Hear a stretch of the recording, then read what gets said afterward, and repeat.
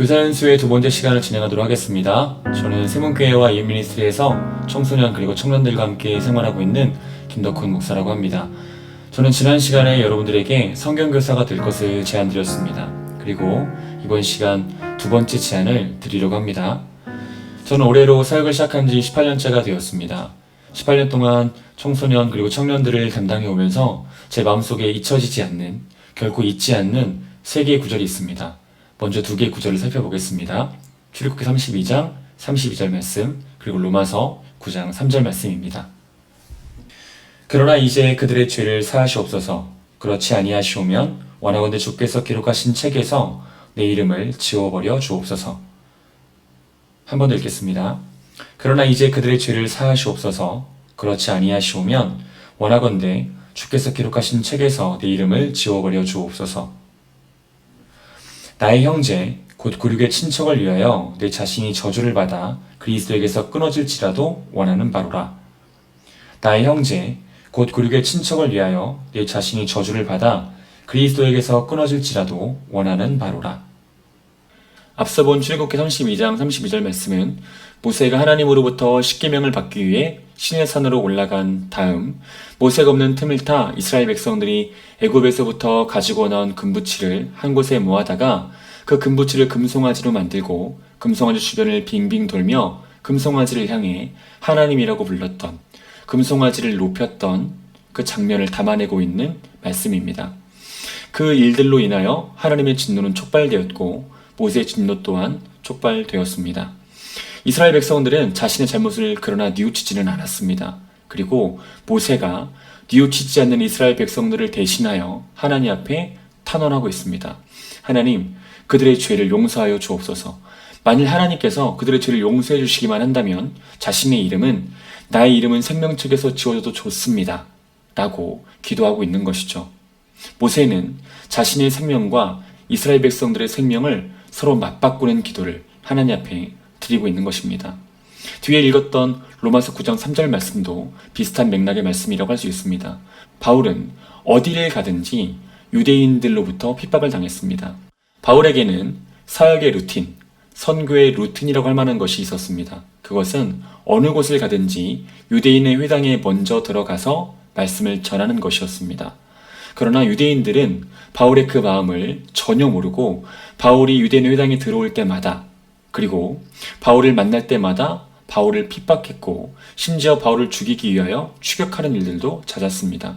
그러나 그럼에도 불구하고 바울은 끝까지 유대교 회당에 들어가서 말씀을 전하는 일을 게을리하지 않았고 자기에게 돌을 던지고 자기를 붙잡아다가 채찍질하는 유대인들이었음에도 불구하고 그들을 끝내 사랑했습니다. 그리고 하나님 앞에 로마서 9장 3절을 통하여 기도하고 있습니다.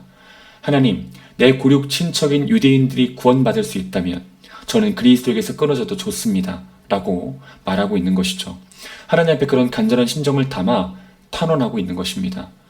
모세도 그리고 바울도 자신의 생명을 아까워하지 않고 오히려 자신의 생명과 자신을 대적하는, 하나님을 대적하는 그들의 생명을 바꾸어 달라는 간절한 기도를, 간절한 외침을 하나님께 드리는 것입니다.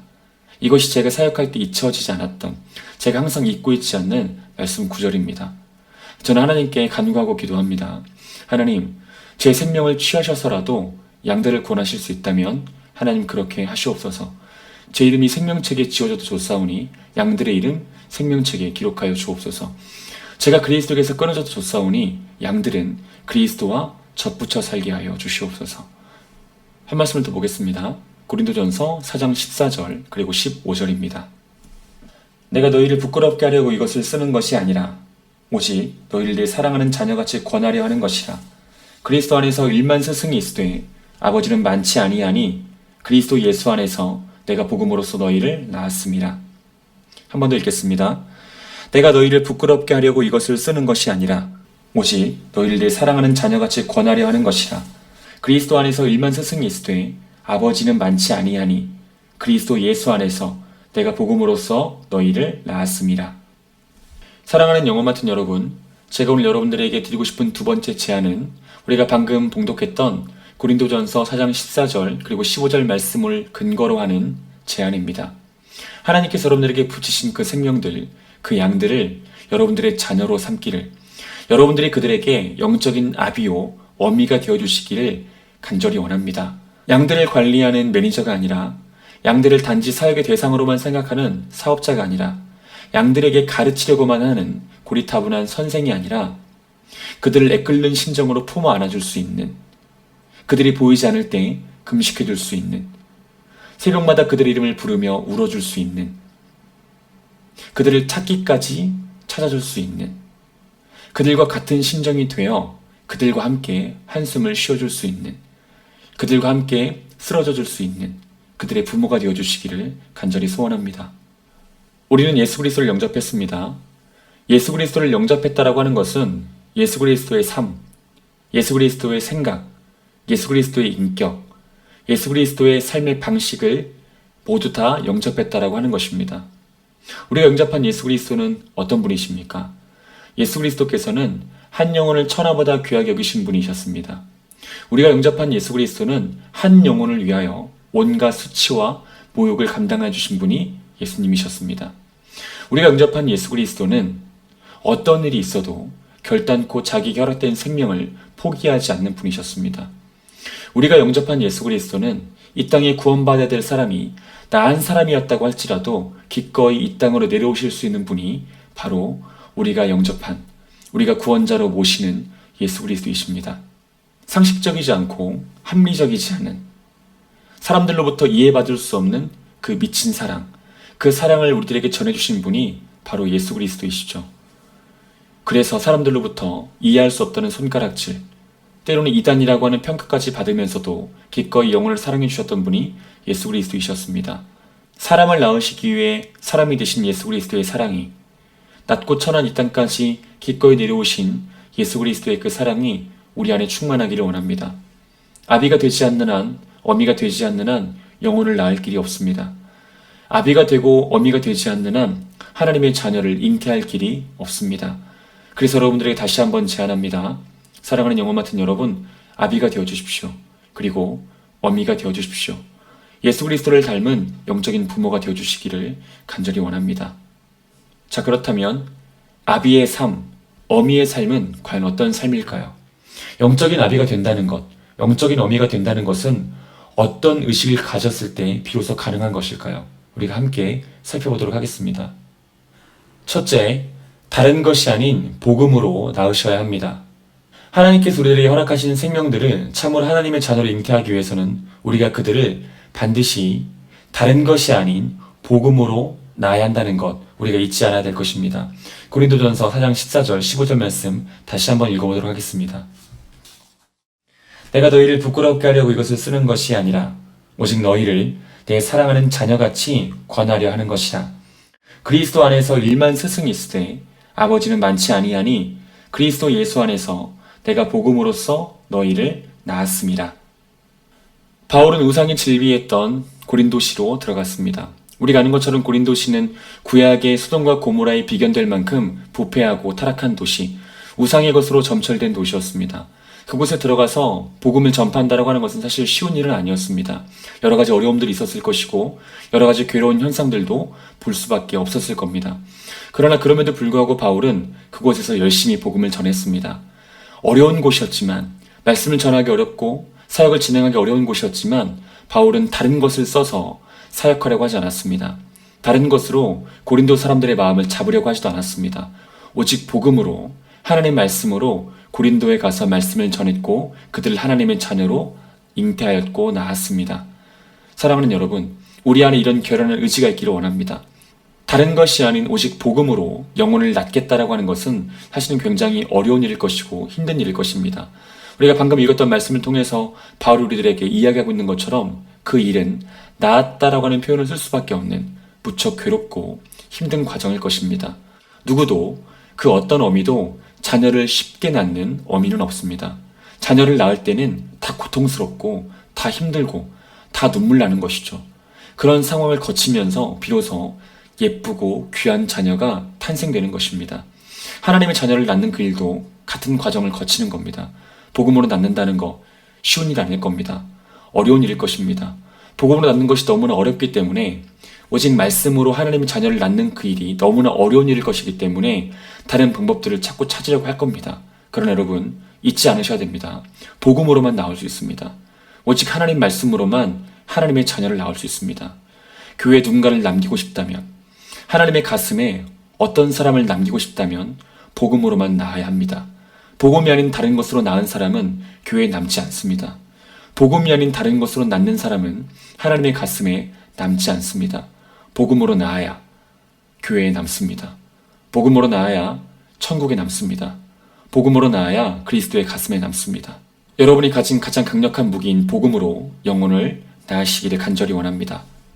둘째, 여러분의 양들과 최대한 가까운 거리에 계셔야 합니다. 영적인 아비요 어미로 부름받은 여러분들은 여러분들의 양들에게 말해줄 수 있어야 됩니다. 네가 손을 내밀면 닿을 수 있는 그곳에 내가 서 있겠다. 네가 눈길을 돌리면 보일 수 있는 그 자리에 내가 언제나 함께 하겠다. 너의 전화를 받기 위해 핸드폰을 항상 옆에 두겠다. 너에게 달려가기 위해 엔진을 언제나 켜두겠다. 우리가 이런 고백을 우리들의 양들에게 할 수 있어야 할 것입니다. 누가복음 19장 43절 그리고 44절 말씀입니다. 날이 이를지라 내 원수들이 토둔을 쌓고 너를 둘러 사면으로 가두고 또 너와 및 그 가운데 있는 내 자식들을 땅에 메어치며 돌 하나도 돌 위에 남기지 아니하리니 이는 내가 보살핌을 받는 날을 알지 못함을 인함이니라 하시니라. 영혼 같은 여러분, 예루살렘은 심각한 위기에 처해 있었습니다. 하나님께서 보내신 하나님의 사람들의 메시지를 거절하고 제 뜻대로, 제 마음대로 살았던 예루살렘은 이제 곧 로마의 군대를 통하여 심각한 위기에 직면하게 될 것입니다. 로마의 군대는 예루살렘을 짓밟을 것이고 로마의 군대는 예루살렘 사람들을 괴롭히게 될 것입니다. 사람들은 울게 될 것이고 사람들은 통곡하게 될 것입니다. 사람들의 신음소리, 사람들의 절규소리가 온 이스라엘을 뒤덮게 될 것입니다. 이스라엘은 패역한 땅, 가능성이 없는 땅, 절망의 땅으로 전락하게 될 것입니다. 그러나 예수님께서는 그런 이스라엘과 더욱 가까이 계셨습니다. 예루살렘과 더욱 함께 하셨습니다. 누가복음 19장 41절 말씀입니다. 가까이 오사 성을 보시고 우시며. 사랑하는 여러분, 비록 패역한 땅 예루살렘이었지만, 하나님께 불순종한 이스라엘이었지만 예수님께서는 이스라엘을 떠나신 일이 없었고 예루살렘과 멀리 계신 일이 없었습니다. 언제나 그들과 함께 계셨고 그들 속에 계셨습니다. 그들이 보면 보일 수 있는 거리에, 그들이 손 내밀면 닿을 수 있는 거리에 언제나 예수님께서 계셨습니다. 그들의 작은 신음소리도 들을 수 있는 그 현장에 예수님께서는 언제나 함께 계셨습니다. 그러므로 여러분들도 여러분의 양들과 함께 계셔야 됩니다. 최대한 가까운 자리에 여러분들의 자리를 펴셔야 될 것입니다. 비록 그 양들의 모습이 패역한 모습이라 할지라도, 비록 그 양들의 모습이 전혀 가능성이 없는 구제불능의 모습이라고 할지라도 그것을 염두하지 마시고, 그것을 생각하지 마시고 그들과 함께 계시고 가까운 곳에 계셔야 할 것입니다. 여러분들에게 질문하고 싶습니다. 여러분의 양들은 성인 비디오의 영향을 더 많이 받습니까? 아니면 성경의 영향을 더 많이 받습니까? 여러분의 양들은 세상에 더 큰 영향을 받습니까? 아니면 교회에 더 큰 영향을 받습니까? 답은 가까이 있는 것에 더 큰 영향을 받는다입니다. 여러분들의 양들이 세상의 영향을 받지 않기를 원한다면 여러분들이 세상보다 여러분들의 양들과 더 가까이 계시면 됩니다. 말씀을 가진 성경 교사가 된 여러분들이 또한 영적인 아비와 어미가 되어 여러분들의 양들과 함께할 때 여러분들의 양들은 세상이 아닌 그리스도에게 물들 수 있을 것이고 복음과 함께할 수 있게 될 것입니다.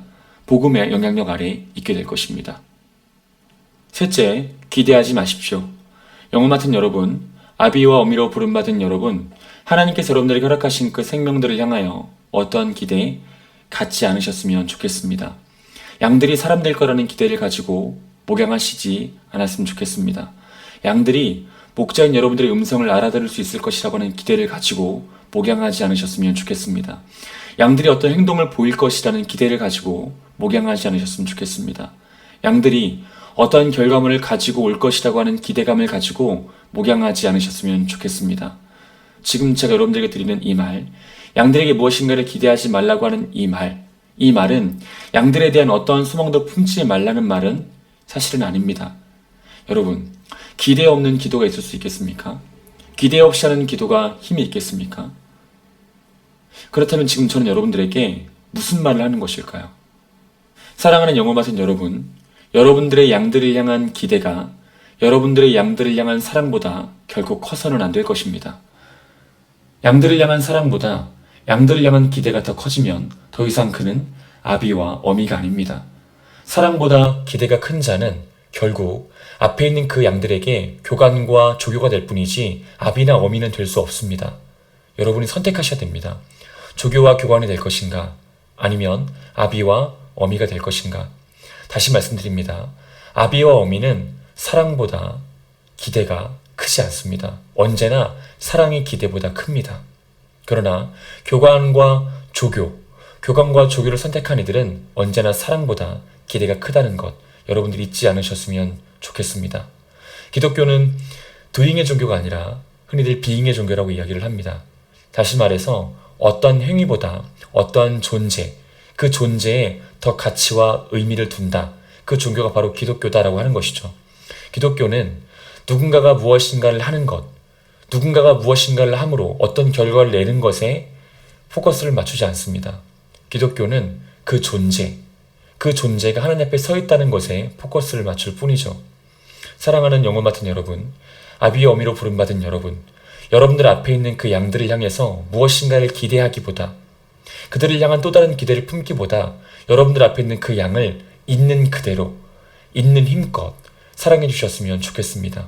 비록 그들의 모습이 구제불능의 모습이라고 하더라도, 비록 그들의 모습이 형편없는 모습이라 할지라도, 세상에서 허랑방탕하게 즐기고 와서는, 면목 없는 모습으로 와서는, 염치 없는 모습으로 와서는 고개를 쳐들지 못하고 고개를 숙이고 얼굴을 받고 있다 할지라도 여러분들이 그런 모습 전혀 신경 쓰지 마시고 있는 그대로를 기뻐해 주시고 있는 그대로를 사랑해 주셨으면 좋겠습니다. 패역한 아들이 있었습니다. 아버지의 가슴에 비수를 꽂은 아들이 있었습니다. 아버지께 나아가서 아버지가 평생을 모은 것을 강탈하듯 빼앗아 집을 나간 아들이 있었습니다. 아버지의 기다림을 외면한 채로 제 마음대로, 제 뜻대로, 자신의 정욕대로 살았던 아들. 그래서 결국 거짓골이 된 아들이 있었습니다. 그 아들이 거짓골을 하고 아버지께로 돌아왔을 때 아버지는 그 아들 이렇게 맞아 주었습니다. 누가복음 15장 22절에서 24절 말씀입니다. 아버지는 종들에게 이르되 제일 좋은 옷을 내어다가 입히고 손에 가락지를 끼우고 발에 신을 신기라. 그리고 살진 송아지를 끌어다가 잡으라. 우리가 먹고 즐기자. 이 내 아들은 죽었다가 다시 살아났으며 내가 잃었다가 다시 얻었노라 하니 그들이 즐거워하더라. 여러분, 아버지가 이 아들을 있는 그대로 맞아줍니다.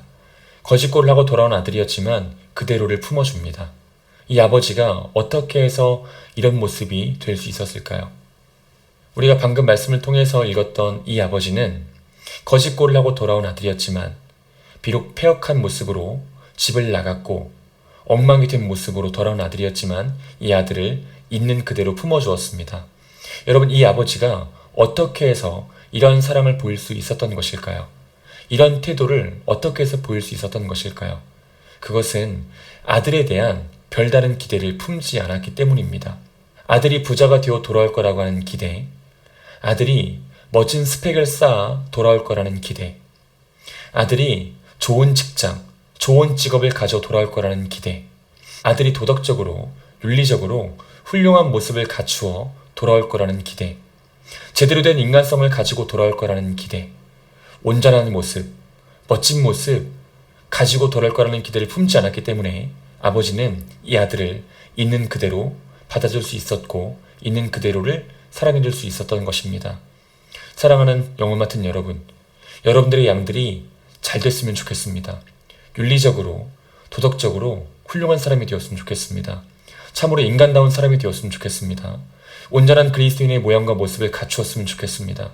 그리스도의 장성한 분량까지 잘할 수 있다면 참 좋겠습니다. 그러나 여러분, 이런 기대가 있다고 하더라도 이 기대보다 양들의 존재 자체를 사랑하는 사랑이 언제나 항상 압도적으로 크셔야 합니다. 그래야 진정한 아비가 될 수 있고 진정한 어미가 될 수 있습니다. 있는 그대로를 사랑해 주십시오. 형편없는 모습이라고 하더라도 비난하거나 욕하지 말고 있는 그대로를 품어 안아주시기를 간절히 소원합니다. 넷째, 기도하며 금식하셔야 됩니다. 영혼 맡은 여러분들이 진정한 아비와 어미가 되기 위해서는 금식하고 기도하는 모습이 꼭 필요합니다. 여러분, 금식한다는 것은 단지 밥을 한 끼 아니면 하루 이틀 굶는다라고 하는 것을 의미하는 것은 아닙니다. 구약시대의 금식은 나라가 위험에 처해 있었을 때, 또 한 개인이 하나님 앞에 자신의 소원을 아뢰일 때 그 간절한 마음을 담아 했던 행위가 바로 금식이었습니다. 그러나 신약시대에 와서 예수님은 언제 금식해야 되는지 우리들에게 분명히 가르쳐주고 계십니다. 마가복음 2장 20절 말씀입니다. 그러나 신랑을 빼앗길 날이 이르리니 그날에는 금식할 것이니라. 그러나 신랑을 빼앗길 날이 이르리니 그날에는 금식할 것이니라. 그렇습니다, 여러분. 금식은 신랑을 빼앗겼을 때 하는 것입니다. 자신의 모습 속에서 자신의 삶을 돌아봤을 때 신랑 되신 예수 그리스도의 흔적이 느껴지지 않는다면, 자신의 인격 속에서 신랑 되신 예수 그리스도의 인격이 느껴지지 않는다면 그날에는 금식하는 것입니다. 그리고 영혼 맡은 자들에게 있어서 금식은 자기에게 허락되어진 그 영혼의 모습 속에서 신랑이 느껴지지 않을 때, 자기에게 허락된 그 양들의 태도와 그 양들의 인식 속에서 예수 그리스도가 느껴지지 않을 때 그날에 금식하는 것입니다. 양들의 모습 속에서 예수 그리스도의 모습이 보이지 않을 때 그날에 금식하는 겁니다. 그렇습니다. 금식은 신랑을 빼앗겼을 때 하는 것입니다. 자기 자신의 모습 속에서 자신의 삶을 돌아봤을 때 자기 자신의 인격 안에서 예수 그리스도가 느껴지지 않는다면, 신랑 되신 예수 그리스도가 느껴지지 않는다면 그날에는 마땅히 금식하는 겁니다. 그리고 영혼 맡은 자들에게 있어서 금식은 자기에게 허락된 생명들, 자기에게 허락된 그 양들, 그들의 모습 속에서 예수 그리스도가 느껴지지 않는다면 그날에 금식하는 겁니다. 양들의 말 속에서, 양들의 행동 속에서, 양들과의 대화 속에서 예수 그리스도의 향기를 느낄 수 없다면, 신랑 되신 예수 그리스도의 자취를 느낄 수 없다면 그때는 마땅히 금식하는 겁니다. 한 끼 배불리 먹는 밥보다 양들을 생각하며 눈물을 삼키는 한 번의 금식이 우리 안에 충만하기를 간절히 소원합니다. 다섯째, 겉으로든 속으로든 결코 양들을 비난하거나 욕해서는 안 됩니다.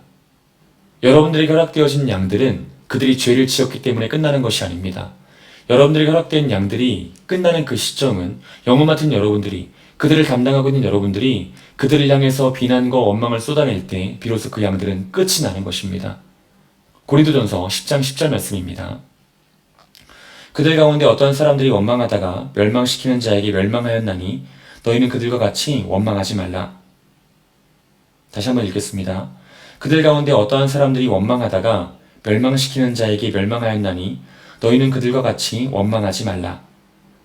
고린도전서 10장 7절부터 10절 말씀은 이스라엘 백성들이 하나님 앞에서 얼마나 패역한 짓을 행했는지, 그들이 하나님 앞에서 얼마나 무도한 짓을 행했는지에 대해서 말씀하고 있습니다. 그리고 그 패역과 무도의 끝, 그 끝을 장식하는 것이 바로 서로를 향한 원망과 비난이었고, 원망의 결과는 멸망이었다고 성경은 기록하고 있습니다. 아비와 어미로 부름받은 여러분, 어떠한 일이 있어도 여러분들의 양들, 속으로든 겉으로든 원망하고 비난하지 마십시오. 영혼 맡은 자들이 보일 수 있는 최악의 모습, 영혼 맡은 자들이 보일 수 있는 가장 저열한 모습은 자기의 허락된 양들을 비난하고 비판하고 원망하는 것입니다. 그 양들을 욕하는 것이죠.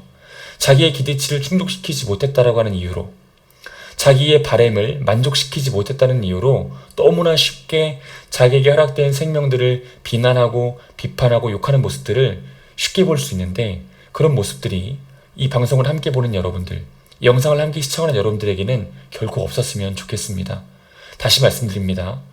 양들이 끝나는 시점, 양들의 생명이 끊어지는 그 시점은 양들이 어떤 죄를 지었을 때 끊어지는 것이 아니다. 영혼 맡은 자들이 그들과 원망의 말들을 주고받을 때, 그들을 비난하기 시작할 때 양들은 비로소 끝나는 것이다. 그들이 여러분들 향해서 온갖 말을 쏟아놓는다고 하더라도, 그들이 여러분들을 향해서 비난하고 욕하고 심지어 저주한다 하더라도 그들을 비난하거나 욕하지 않으셨으면 좋겠습니다. 여러분들에게 허락된 생명들 결코 비판하지 않으셨으면 좋겠습니다. 여러분, 스데반을 생각해 보십시오. 스데반은 자신에게 돌을 던지는 유대인들, 동족 유대인들을 향해서 하나님께 그들을 쳐달라고, 그들을 없애달라고 기도하지 않았습니다. 오히려 그들을 끝까지 용서해달라고 탄원했던 자가 바로 스데반이죠. 예수님께서도 십자가 위에서 말씀해 주셨습니다. 아버지, 저들의 죄를 사하여 주옵소서. 우리가 이 모습을 가지고 사역하고 또 목양하는 자들 되었으면 좋겠습니다. 6번째, 감정 쓰레기통이 되셔야 합니다. 영혼 맡은 여러분, 아비와 어미로 부름받은 여러분, 하나님께서 여러분들에게 자식으로 붙여주신, 영적인 자식으로 붙여주신 그들이 어떤 말을 하든지, 그들이 어떤 감정을 쏟아놓든지 그 감정과 말들을 다 받아 누리시는, 다 받아서 여러분들의 가슴에 차곡차곡 쌓아두시는 여러분들 되셨으면 좋겠습니다. 그것을 상급으로 여기는 자들이 바로 여러분들이 되셨으면 좋겠습니다. 우리에게 맡겨진 젊은 세대들, 청소년들의 특징을 말한다고 한다면 매우 충동적이고 감정적이며 이성보다는 본능에 따라 행동한다라고 하는 것이 특징이라고 할 수 있을 겁니다. 그런 그들과 함께 있다 보면 그들의 말, 그리고 그들의 말 속에 담겨있는 감정이 여러분들 안에 찰대로 차는 그런 일들을 쉽게 경험할 수 있을 겁니다. 여러분 그때 어떻게 하시겠습니까? 듣기 싫다고 귀를 막으시겠습니까? 더 하지 말라고, 네 감정을 받아주고 싶지 않다고 하면서 떠나시겠습니까? 결국 그럴 수 없죠. 그들 옆에서 끝까지 그들의 말을 들어주셔야 하고, 말 속에 담겨있는, 그들의 눈빛 속에 담겨있고, 그들의 표정, 그들의 태도 속에 담겨있는 그들의 감정을 다 차곡차곡 받아 누리셔야 됩니다. 여러분들을 그들 옆에 두어야 합니다. 감정 쓰레기통으로 그들 옆에 여러분 자신을 꼭 두어야 하는 것이죠. 그러나 우리가 꼭 염두해야 되는 것, 그 쓰레기통은 버리기 위한 목적으로 만들어진 쓰레기통이 아니라 재활용품을 다시 돌려주기 위한 쓰레기통이라고 하는 것도 우리가 꼭 기억해야 될 것입니다. 그들이 쏟아놓는 칙칙하고 음산하고 어두운 감정들을 온전히 받으시고 그들에게 다시 돌려주실 때는 예수 그리스도의 관점으로 해석되어진, 예수 그리스도의 마음과 예수 그리스도의 사랑으로 해석되어진 새로운 것들을 그들에게 돌려주셔야 한다라고 하는 겁니다. 쓰레기를 버렸는데 멋진 재활용품을 안고 돌아갈 수 있도록 여러분들이 최선을 다해 주셨으면 좋겠습니다. 창세기 50장 15절부터 21절 말씀입니다. 요셉의 형제들이 그들의 아버지가 죽었음을 보고 말하되 요셉이 혹시 우리를 미워하여 우리가 그에게 행한 모든 악을 다 갚지는 아니할까 하고 요셉에게 말을 전하여 이르되 당신의 아버지가 돌아가시기 전에 명령하여 이르시기를 너희는 이같이 요셉에게 이르라 내 형들이 내게 악을 행하였을지라도 이제 바라건대 그들의 허물과 죄를 용서하라 하셨나니 당신 아버지의 하나님의 종들인 우리의 죄를 이제 용서하소서 하며 요셉이 그에게 하는 말을 들을 때에 울었더라. 그의 형들이 또 친히 와서 요셉의 앞에 엎드려 이르되 우리는 당신의 종들이니이다. 요셉이 그들에게 이르되 두려워하지 마소서 내가 하나님을 대신하리이까. 당신들은 나를 헤아려 하였으나 하나님은 그것을 선으로 바꾸사 오늘과 같이 많은 백성의 생명을 구원하게 하시려 하셨나니 당신들은 두려워하지 마소서 내가 당신들과 당신들의 자녀를 기르리이다 하고 그들을 간곡한 말로 위로하였더라. 방금 봉독한 말씀을 간단하게 정리해 보도록 하겠습니다. 보호자인 야곱이 죽은 다음 요셉의 형들은 극도의 공포심, 극도의 불안감과 두려움에 사로잡히게 되었습니다. 이유는 그들이 그동안 범했던 잘못, 그들이 그동안 행했던 죄악 때문이었습니다. 그들은 어린 시절부터 자신들의 동생이었던 요셉을 괴롭혔고 못살게 굴었습니다. 요셉을 구덩이에 던졌고 요셉을 이방 사람들의 손에 팔기까지 했습니다. 그리고 그 일로 인하여 요셉은 낯선 땅 애굽으로 들어가게 되었고 그 땅에서 10수년의 시간을 종살이할 수밖에 없었습니다. 심지어 억울한 누명을 쓰고 감옥 생활까지 하게 되는 그런 일들까지 요셉이 경험을 하게 되죠. 요셉의 형들은 그 모든 일들을 생각할 때 요셉이 야곱과 함께 있지 않은 요셉, 이미 야곱을 떠나보낸 요셉이 자신을 죽일 것이라고 생각을 했습니다. 그리고 요셉 앞에 엎드려서 자신들을 용서해달라고, 자신들의 목숨을 빼앗아가지 말아달라고 부탁하고 있습니다. 부탁하는 그들의 심정, 요셉 앞에 무릎을 꿇고 엎드려서 형인 그들이 동생인 요셉 앞에서 엎드리고 무릎을 꿇은 모습으로 자신의 생명을 부지해달라는, 자신들을 용서해달라는 말을 할 때 그들의 감정이 여러분 어땠겠습니까? 그들의 마음이 얼마나 무겁고 얼마나 괴롭고 얼마나 우울하고 얼마나 힘들었겠습니까? 그러나 요셉은 그 형들의 말을 그대로 들어줍니다. 그리고 형들이 쏟아내는 감정도 스탑하지 않고 멈추지 않고 다 받아줍니다. 그리고 그 다음 형들에게 소망의 해석이 담긴 말들을 전달해 줍니다. 형들의 생명을 결코 빼앗지 않을 뿐만 아니라 형들을 지켜주겠다고, 심지어 형들의 자식까지 책임져 주겠다고 이야기를 하고 있는 것이죠. 우리가 우리의 양들에게 요셉 같은 모습을 보여주기를 간절히 원합니다. 우리가 우리들의 양들에게 어둠의 해석이 아니라 소망의 해석을 건네줄 줄 아는 자가 되었으면 좋겠습니다. 어둠을 절망이라고 말하는 양들에게 어둠은 별을 볼 수 있는 시간이라고 말해줄 수 있는 우리가 될 수 있다면 참으로 좋겠습니다. 7째, 양들을 위한 재벌이 되십시오. 이 말은 단지 여러분들이 돈을 많이 벌어야 한다는 말은 아닙니다.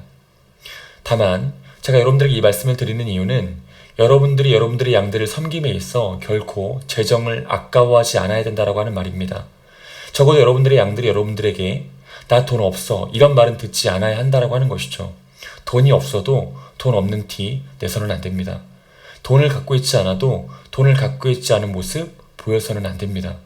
여러분들의 양들이 여러분들을 만날 때 우리 목자는 돈이 없는 사람이라고 하는 생각을 결국 가져서는 안 된다고 하는 겁니다. 양들을 섬김에 있어서 아까워하시면 안 됩니다. 섬김에 있어서 두려워하셔서도 안 됩니다. 아낌없이 부족함 없이 베푸셔야 합니다. 마치 재벌이라도 된 것처럼, 마치 돈에 전혀 구애받지 않는 사람인 것처럼 여러분들의 양들을 힘껏 섬기셨으면 좋겠습니다. 누가복음 15장 8절과 9절 말씀입니다. 어떤 여자가 10드라크마가 있는데 하나를 잃으면 등불을 켜고 집을 쓸며 찾아내기까지 부지런히 찾지 아니하겠느냐. 또 찾아낸즉 벗과 이웃을 불러 모으고 말하되 나와 함께 즐기자. 70드라크마를 찾아내었노라 하리라. 10드라크마를 가진 여자가 있었습니다. 10드라크마는 노동자의 열흘 품삯입니다. 그런데 이 여자가 어느 날 1드라크마를 잃어버리게 되었습니다. 1드라크마는 노동자의 하루 품삯, 오늘날로 말하면 10만원 남짓 되는 돈이겠죠. 1드라크마를 잃어버린 여자, 이 여자는 잃어버린 드라크마를 찾기까지 찾아내기 위한 수고와 열심을 보입니다. 그리고 끝내 1드라크마를 찾아냅니다. 그런데 그 이후 여자가 보이는 반응이 특이하고 특별합니다. 여자는 1드라크마를 찾아낸 다음 1드라크마로 인하여 자기의 친한 친구들 그리고 마을 사람들을 불러 모아 잔치를 베풉니다. 여러분, 이 모습이 상식적으로 이해가 되십니까? 1드라크마는 겨우 10만원 남짓밖에 되지 않은 돈인데 이 10만원 찾았다고 몇백만원 혹은 몇천만원 드는 잔치를 베풀었다라고 하는 이것이 이해가 되시느냐 하는 겁니다. 상식선에서는 이해가 될 수 없는 말입니다. 10만원 찾았다고 몇백만원 몇천만원 손해보는 사람이 어디 있겠습니까? 그런데 이 여자는 기꺼이 그 손해를 감수합니다. 1드라크마가 가진 가치 때문이죠. 그 가치가 너무나 크기 때문에 몇백만원, 몇천만원 되는 손해를 기꺼이 감수하는 겁니다. 여러분, 이 이야기 속에 등장하는 이 여자는 예수님을 가리키고 10드라크마는 우리 같은 사람들, 잃어버린 한 사람도 우리 같은 사람들을 가리킨다라고 볼 수 있겠습니다. 예수님께서는 잃어버린 우리를 찾아내신 다음 우리로 인하여 기뻐하시며 잔치를 베풀어 주십니다. 그런 분이 바로 예수 그리스도이시죠. 우리를 위한 온갖 희생, 우리 때문에 겪는 온갖 수고를 기쁨으로 감당하시는 분이 바로 예수 그리스도이십니다. 우리가 예수 그리스도의 사랑을 받은 자라고 한다면 우리도 우리들의 양들을 위해서 마땅히 기꺼이 손해를 감수할 줄 아는 자가 되어야 할 것입니다. 가지고 있는 재정 아까워하지 않으셨으면 좋겠습니다. 여러분들이 기르고 양육하는 그 양들이 여러분들 앞에서 음식을 먹는 그 모습을 최고의 기쁨으로 여기고, 양들이 음식을 씹는 그 소리, 양들이 음식을 씹으면서 제잘거리면서 이야기하는 그 소리를 최고의 음악으로 여기는 여러분들이 되셨으면 좋겠습니다. 8번째, 책망하셔야 합니다. 영적인 부모로 부름받은 여러분, 영적인 나비와 영적인 어미로 부름받은 여러분, 하나님께서 여러분들에게 영적인 자녀를 허락하신 그 생명들을 향해서 결코 책망을 아끼셔서는 안 됩니다. 책망은 사망을 면제해주는 하나님의 은혜이기 때문입니다. 육신의 부모들, 육신의 자녀를 기르고 양육한 부모들은 누구나 공감할 수 있는 이야기가 있습니다. 육신의 자녀를 망치는 가장 확실한 지름길, 책망 없이, 꾸중 없이 자녀를 키우는 것입니다. 자녀가 잘못된 모습을 보임에도 불구하고, 자녀가 버릇이 없는 모습, 욕망대로 행하는 모습을 보임에도 불구하고 자녀를 책망하지 않으면 자녀는 반드시 어그러진 일로 행할 수밖에 없습니다. 자녀는 망할 수밖에 없는 것이죠. 영적인 자녀도 마찬가지입니다. 영적인 자녀가 악한 모습을 보일 때 마땅히 책망하셔야 그 자녀가 사망에 이르지 않을 수 있습니다. 책망은 사망을 면제해주는 하나님의 은혜라는 것, 다시 한번 여러분들에게 말씀드리고 싶습니다. 책망 없는 긍정은 사랑이 아닙니다. 책망 없이 긍정만 하는 것은, 긍정의 말들로 도배하는 것은 상인이 손님을 대하는 방식일 뿐이지 영적인 부모가 영적인 자녀를 대하는 방식일 수는 없습니다. 히브리서 12장 8절 말씀입니다. 징계는 다 받는 것이거늘 너희에게 없으면 사생자요 친아들이 아니니라. 부모로 부름받은 여러분들에게 허락된 자녀의 모습 속에서 악함과 약함을 구분하실 수 있어야 합니다. 약한 것은 무조건 품어주는 겁니다.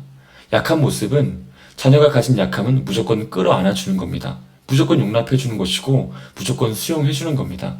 오히려 그 약함을 좋은 쪽으로 해석해주는 것이 필요하죠. 하지만 악함은 결코 좋은 쪽으로 해석해 주어서는 안 됩니다. 자녀가 보이는 악함은 꼭 책망해야 되는 것입니다. 그래야 그 악함을 고칠 수 있습니다. 여러분, 지옥에 간 백성들의 특징이 있다고 한다면 책망하는 자가 없었다라고 하는 것이 특징이겠죠. 책망하는 자가 없으면 하나님 나라 백성 될 수 없습니다. 책망받지 않으면 하나님 나라 자녀 될 수 없습니다. 하나님의 자녀가 되기 위해서는 꼭 책망이라고 하는 것을 받아야 합니다. 그래야 하나님 나라 백성 될 수 있고 하나님 자녀 될 수 있습니다. 우리가 예수 그리스도가 아닌 이상은 우리는 책망을 피할 길이 없는 사람들입니다. 그러므로 책망하셔야 됩니다. 우리 앞에 있는 사람이 예수 그리스도가 아니라면, 우리에게 허락된 양들이 예수 그리스도가 아니라면, 그 양들이 지옥을 향하여도 되는 양들이 아니라면 꼭 책망하시는 여러분들 되셨으면 좋겠습니다. 우리가 예수 그리스도의 모습 속에서 진정한 사랑을 발견할 수 있습니다. 그리고 많은 사람들이 예수 그리스도를 사랑이시라고 이야기를 합니다. 여러분, 그 이유가 무엇이겠습니까? 예수님께서 항상 긍정적인 말씀만 하셨기 때문입니까? 언제나 좋은 쪽으로만 해석해 주셨기 때문입니까? 아닙니다. 예수님께서는 긍정하실 때는 긍정하셨지만 책망하실 때는 꼭 책망하셨기 때문에 우리가 그 모습을 사랑이라고 말을 하는 것입니다. 우리 안에 예수 그리스도의 사랑이 가득하기를 원합니다. 9번째, 울어야 합니다. 영혼 맡은 여러분, 영혼들을 생각하면서 울 수 있어야 됩니다. 눈물을 양식으로 삼을 수 있어야 합니다. 그래야 비로소 하나님의 자녀가 잉태되어지는 것이기 때문입니다. 구약시대 하나님 앞에 나와서 울었던 한 여자가 있었습니다. 사사시대의 끝자락, 그 어둡고 긴 터널을 지날 때 그 터널 한가운데서 하나님 앞에 눈물로 나아갔던 한 여자, 그 여자는 바로 한나입니다. 우리 중에 한나를 모르는 사람은 아마 한 사람도 없을 겁니다. 여러분, 한나가 하나님 앞에 왜 울었습니까? 우리가 생각하기를 한나가 하나님 앞에 울었던 이유는 그녀에게 자식이 없었기 때문이라고 생각을 합니다. 물론 그것이 그녀가 울었던 최초의 이유일 수는 있습니다. 그러나 우리가 말씀을 통해서 확인해 볼 때 그녀가 자식이 없어서 하나님 앞에 나가서 울었던 것은 사실이지만 점점 그녀의 울음의 이유가 바뀌는 것을, 그녀가 울면 울수록, 하나님 앞에 나아가서 울면 울수록 그녀의 울음의 이유가 바뀌었던 것을 우리가 알 수 있습니다. 말씀을 보겠습니다. 사무엘상 1장 10절과 11절 말씀입니다. 한나가 마음이 괴로워서 여호와께 기도하고 통곡하며 서원하여 이르되, 만군의 여호와여, 만일 주의 여종의 고통을 돌보시고 나를 기억하사 주의 여종을 잊지 아니하시고 주의 여종에게 아들을 주시면 내가 그의 평생에 그를 여호와께 드리고 삭도를 그의 머리에 대지 아니하겠나이다. 여러분, 다시 말씀드리지만 한나가 하나님 앞에 나아가서 울었던 최초의 이유는 그녀에게 자식이 없었기 때문일 수 있습니다. 그녀의 대적이었던 분인나에겐 자식이 있었지만 그녀에게는 자식이 없으므로, 대적인 분인나가 자식이 있다는 이름으로 자식이 없는 자신을 못살게 굴고 괴롭혔기 때문에 하나님 앞에 나아가서 울었던 것일 수 있다는 것이죠. 하지만 끝까지 그 이유 때문에 울었던 것은 아닙니다. 그녀가 하나님 앞에 나아가서 울면 울수록, 그녀가 하나님 앞에 나아가서 우는 횟수가 많아질수록 그녀의 울음의 이유가 바뀌었습니다. 우리 11절 하반절 말씀을 다시 한번 보겠습니다. 주의 여종에게 아들을 주시면 내가 그의 평생에 그를 여호와께 드리고 삭도를 그의 머리에 대지 아니하겠나이다.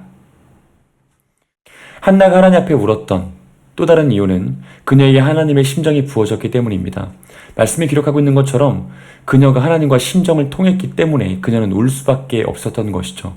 그녀에게 하나님의 심정이 물붓듯이 부어졌습니다. 대지를 적시는 비처럼 그녀의 심정을 하나님의 심정이 적시고야 말았던 것입니다.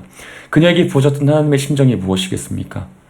자식이 없으므로 괴로워하는 하나님의 심정, 자녀라고 할 만한 자들이 없으므로 외로워하는 하나님의 마음이 그녀에게 부어진 것입니다. 그리고 한나는 자기에게 부어진 하나님의 심정으로 인하여 울고 또 울었습니다. 매일매일 통곡하며 매일매일 가슴을 치며 울었던 것이죠. 자기 자신 때문에 운 여인이 아니라, 개인적인 일 때문에 운 여인이 아니라 하나님의 심정 때문에 울었던 것입니다. 그리고 감사하게도 그 울음의 끝에 하나님께서는 사무엘이라고 하는 한나의 자식이자 하나님의 자식이 될 그 사람을 허락해 주셨습니다. 사랑하는 영혼 같은 여러분, 우리가 하나님의 자녀를 잉태하기를 원한다면, 하나님의 사람을 낳기를 원한다면 우리는 반드시 울어야 합니다. 여러분, 이 시대가 어떤 시대입니까? 이 시대는 하나님의 손을 구하는 시대입니다. 하나님의 손에 가득한 하나님의 능력을 구하는 시대이죠. 하나님의 마음을 구하는 사람이 많이 없습니다. 하나님의 능력을 구하는 사람들은 많지만 하나님의 심정을 구하고 하나님의 눈물을 구하는 사람들은 많이 없습니다. 하나님을 통하여 성공을 이루고 싶고 하나님을 통하여 자신의 소원을 쟁취하고 싶은 사람들은 너무나 많지만 하나님의 소원을 이루어드리고 싶고 하나님 마음을 기쁘시게 드리고 싶은 사람들은 너무나 적은 때가 바로 이때이죠. 웃고 싶고 행복하고 싶고 즐겁고 싶은 사람들은 넘치지만 하나님 때문에 울고 싶은 사람, 영혼을 낳기 위해 기꺼이 눈물을 감내하는 사람은 많이 없는 때가 바로 이때입니다. 이런 때 여러분들이 그 한 사람 되었으면 좋겠습니다. 그리고 그 한 사람 된 여러분들을 통하여 하나님께서 하나님의 자녀들을 잉태케 하시고 출산케 해주셨으면 좋겠습니다. 10번째, 자녀가 되셔야 합니다. 영적인 아비와 어미로 부름받은 여러분, 여러분들이 누군가의 아비와 어미가 되기 전에 여러분들의 아비가 있음을 잊지 않으셔야 합니다. 여러분들의 아비는 바로 하나님 아버지십니다. 하나님 아버지와 더욱더 긴밀하고 더욱더 친밀한 관계를 맺으셔야 합니다. 하나님과 더욱더 긴밀하고 친밀한 관계를 맺음으로 여러분이 하나님의 자녀로서 더욱더 확실한 삶을 사셔야 합니다. 하나님의 자녀로서의 정체성을 더욱더 분명히 하셔야 됩니다. 그래야 여러분들이 누군가를 낳을 수 있습니다. 여러분 잊지 않으셔야 됩니다. 누군가의 아비와 어미이기 전에 여러분도 누군가의 자녀입니다. 하나님의 자녀로 사십시오. 삼위일체 하나님의 아들로 딸로 먼저 살아가십시오. 사랑하는 여러분, 이제 2번의 강의를 모두 다 마무리하도록 하겠습니다. 여러분, 포스트 코로나 시대입니다. 코로나 이후를 준비해야 된다고 합니다. 무엇인가가 바뀌어야 한다라고 말을 하고 무엇인가가 변해야 한다라고 이야기를 하는 때가 바로 이때입니다. 여러분, 변해야 되는 것 맞습니다. 바뀌어야 하겠습니다. 하지만 우리가 잊지 않아야 되는 것이 있습니다. 변화되기 전에, 무엇인가를 바뀌려고 하기 전에 결코 바뀌지 말아야 되는 것을 먼저 생각해야 됩니다. 결코 바뀔 수 없는 것을 먼저 확실하게 해놓은 다음 변화를 이야기를 해야 됩니다. 바뀌지 않아야 되는 것이 무엇이겠습니까? 사랑과 진리일 것입니다. 바뀌면 안 되는 것이 무엇입니까? 진리를 가득 품은 성경교사를 세우는 그 일은 결코 시대에 따라서 바뀌어서는 안 되는 일입니다. 한 영혼을 품고 죽기까지 우는, 죽기까지 하는, 죽음을 각오하는 영적인 아비와 어미를 만들어가는 그 일은 결코 바뀌어서는 안 되는 일, 없어져서는 안 되는 일, 희미해져서는 안 되는 일이 될 것입니다. 그래서 여러분들에게 다시 한번 부탁합니다. 진리를 가득 품은 성경교사, 사랑을 가득 품은, 예수 그리스도의 사랑을 가득 품은 영적인 나비와 어미가 되어주시기를 간절히 원합니다. 사랑하는 영혼 같은 여러분, 성경교사로 부름받은 여러분, 어미와 아비로 부름받은 여러분, 언젠가 우리가 주님과 함께 얼굴을 마주할 때가 있을 겁니다. 우리의 영혼과 주님의 영혼이 서로 마주하며 서로가 서로를 바라볼 날이 분명 곧 있을 겁니다. 그때 여러분, 너무나 멀쩡한 모습으로 예수님 앞에 서지 않으셨으면 좋겠습니다. 고생하지 않은 모습으로, 너무나 매끈한 모습으로 주님 앞에 서지 않았으면 좋겠습니다.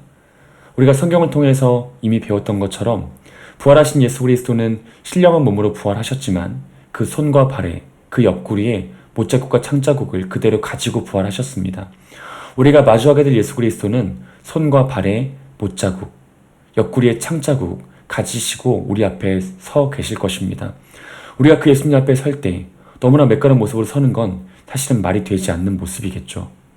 영혼으로 인하여 고통받고 한 영혼을 낳기 위하여 수고하고 애쓴 모습으로 가슴에 상처도 좀 나고 손과 발에 멍도 좀 들고 굳은 살도 좀 베이고 이런 모습으로 눈물이 차고 또 차서 퉁퉁 부은 눈으로 아버지 앞에 서게 되는 그 일, 예수 그리스도 앞에 서게 되는 그 일이 우리 가운데 있었으면 좋겠습니다.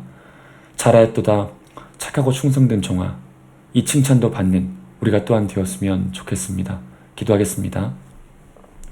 살아계신 하나님 아버지, 영혼 맡은 자들이 바로 우리들임에 감사를 드립니다. 본질상 진노의 자식이었던 우리들이 하나님의 은혜로 택하심 받고 구원하심을 얻어 이 자리에 설 수 있고 지금도 살 수 있습니다. 사랑하는 하나님 아버지, 누군가를 구원하실 때 우리를 요긴하게 사용하여 주시옵소서. 누군가를 하늘나라 백성 만드실 때 우리를 아낌없이 사용하여 주시옵소서. 우리를 통해 한 영혼이라도 하늘나라 백성 되고 하나님 나라 생명책에 이름이 기록되어지는 귀한 역사 있도록 주여 인도하여 주시옵소서. 영혼 맡은 모든 자들 가운데 하나님의 크신 은총과 은혜를 부어주실 것을 믿고 감사를 드리오며 필요한 지혜와 필요한 역사로 함께 하실 것을 믿고 감사를 드리오며 예수님 이름으로 기도합니다. 아멘.